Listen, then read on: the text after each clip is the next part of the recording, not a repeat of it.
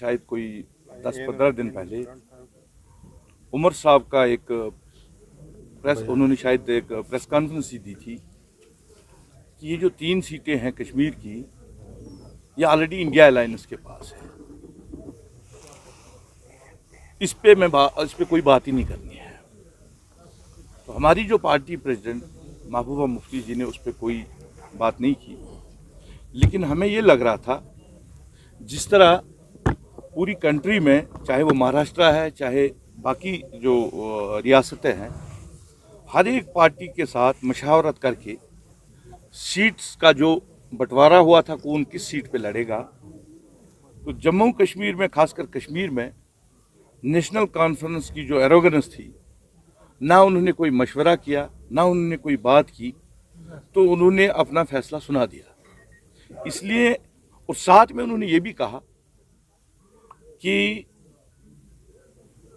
हम देखेंगे असेंबली में इनका क्या रहेगा। ये पार्टी जो है तीसरे नंबर पर है। तो उसी पे जो है हमारी पार्टी ने फैसला लिया कि ये जो फैसला करना है कि किस पार्टी के पास,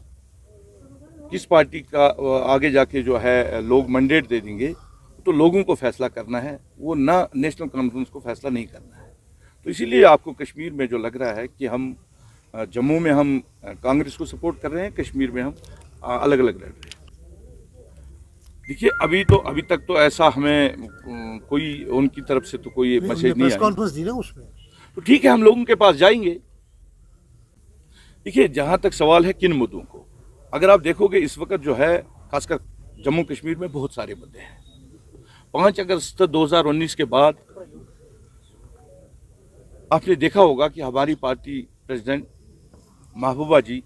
किस तरह से इन सभी लीडर्स के पास गई, इनके दरवाजे पे खड़ी हो गई और उनको कहा कि आओ हम मिलकर जो हमसे छीना गया, अब तक जो भी हुआ, चाहे नेशनल कॉन्फ्रेंस ने गलती की थी, चाहे पीडीपी ने गलती की थी, चाहे बाकी पार्टी, हर एक के दरवाजे पे हो गई। छोड़िए वो सब, अब मिलकर हम इस लड़ाई को लड़ेंगे। जो हमसे छीना गया, जो हमें दिया गया था, इसी मुल्क ने दिया था, कोई पाकिस्तान ने तो नहीं दिया था। हम मिलकर इसके लिए लड़ेंगे। हमारे मुद्दे वही रहेंगे जिसके लिए 5 अगस्त 2019 के बाद जो हमसे छीना गया उसको हम कैसे वापस हासिल करेंगे, हमारे मुद्दे वही रहेंगे। उमर साहब के दादाजी यहाँ के प्रधानमंत्री रहे हैं, फिर उसके बाद वो चीफ मिनिस्टर भी रहे,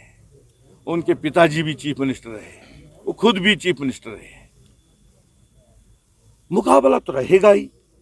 फैसला तो लोगों को करना है कि उमर साहब के जो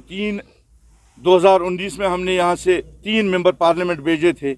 उनकी इन 5 सालों में क्या कारकर्दगी रही, उसका भी जवाब उनको देना है। पीएचडी को तोड़ने का भी उनको जवाब देना है। क्या इस वक्त अगर वो बड़ी बड़ी बातें कर रहे हैं कि हमने 370 को बचाने के लिए लड़ना है, लोगों को पता है कि 3 सीटें तो उनको ऑलरेडी दी थी, उन्होंने क्या किया। अब आज वो क्या कह रहे हैं, तो मैं उस पर ज़्यादा, देखिए मैं समझता हूं कि इस वक्त जो जम्मू कश्मीर के हालात है, खासकर नॉर्थ कश्मीर में तो लोगों को पता है कि 5 अगस्त 2019 के बाद किस पार्टी का क्या रोल रहा, किस पार्टी के प्रेसिडेंट ने बात की, किस पार्टी में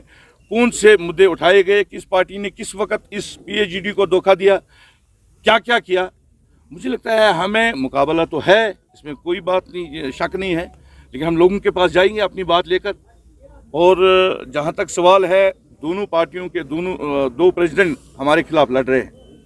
चाहे वो सजाद गनी लोन साहब है, उनके पिताजी भी मंत्री रहे हैं, खुद भी मंत्री रहे हैं। अब मैं एक ना कभी मंत्री रहा हूँ, ना मेरा बाप मंत्री था। हम लोगों के पास जाएंगे अपनी बात लेकर, तो इंशाल्लाह मुझे उम्मीद है कि हमारी पार्टी सदर महबूबा जी की जो कारकर्दगी रही इस वक्त इन हालातों में, जिस तरह वो डटी रही, हक की बात, कश्मीर के लोगों की बात, कश्मीर के एहसासात जज्बातों की वो जो बात जो हर जगह उन्होंने की,